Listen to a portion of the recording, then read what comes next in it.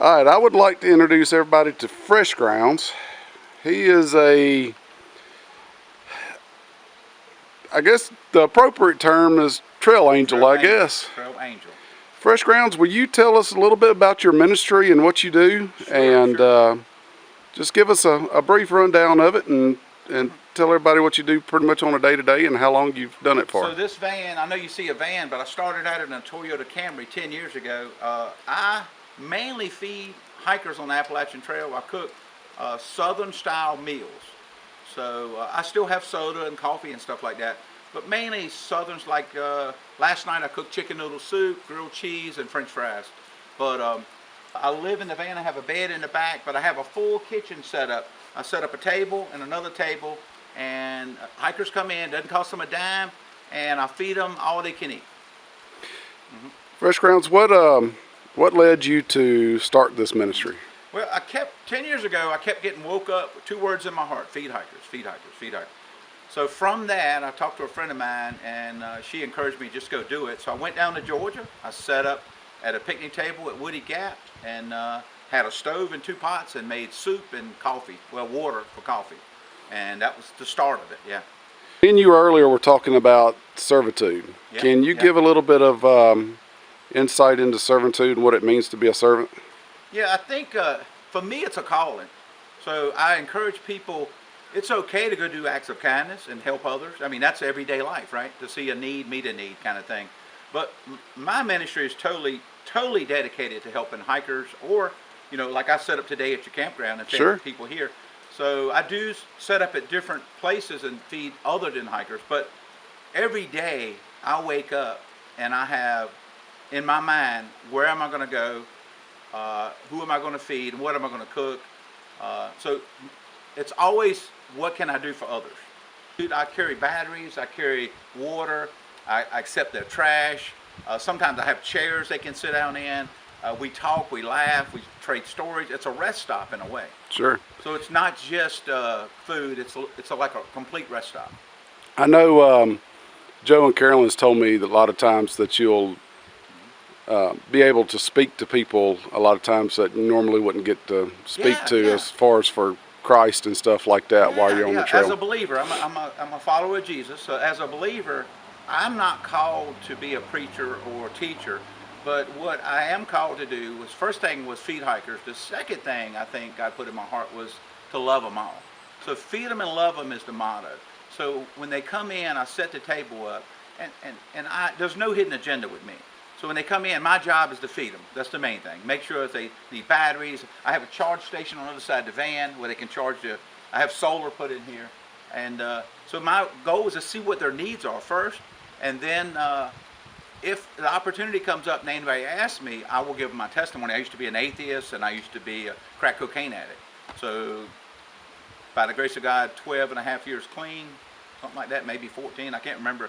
You lose track of time after a while. I understand. But I've been clean for a while, and this is my life now. This is the way it is for me. So 6 months out of the year I do this, and then 6 months out of the year I live in North Carolina in a home, and I'm an electrician, so I work a job to supply mine and pay my bills. And so if you were to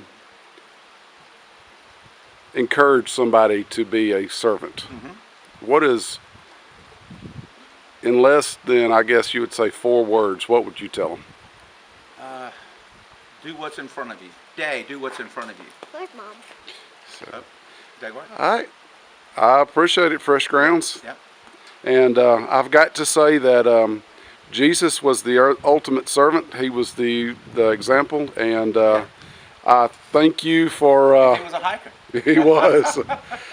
And I thank you for your servant's heart. Yeah. Thank you. See y'all. Part 2, number 1. The heartbeat of God is to serve. We have to get up in the morning and say, how can I help someone? We have to make people know they are being thought of. Paper towels are not finding its purpose on a roll. Paper towels say, get me in the mess. What can we do? It's the little things. Our communities need to know we love them, not just there to have services. What are the needs of our communities? How can we meet these needs? Most important, we must be imitators of Christ. Number 2, we have to have our values right. How can we improve, lead, or reach outside our walls if our values are not right?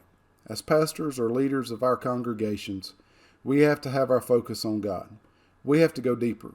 We have to make time alone with God our priority. Our personal relationship with God is the core upon everything else is built. We never outgrow the cross. We have to go deeper. Once our foundation with Christ is on point, then we need to work on our values of our leadership and personal life. We can't just say, live this way, if we don't practice what we preach. 8 values of Christian leaders.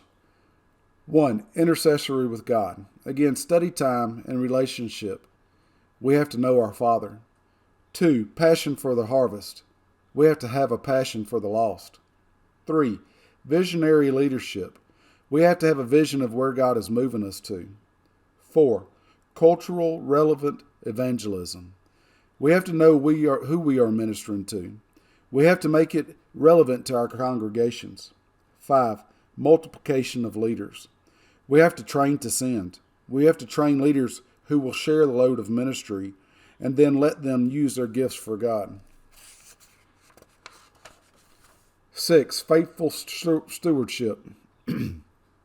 We have to show we are faithful in the things God has appointed us to do. 7, we have to make our families priority. We have to be available to our families. We have to make them feel important. We have to give them our time. Number 8, integrity. We have to be truthful, set an example, and walk blameless as possible and build trust.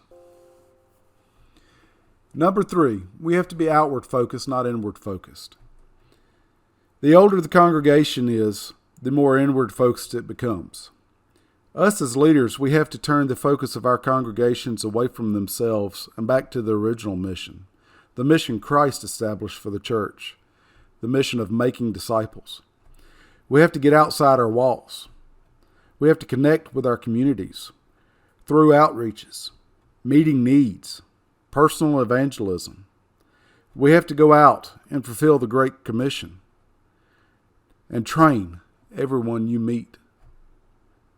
Make disciples.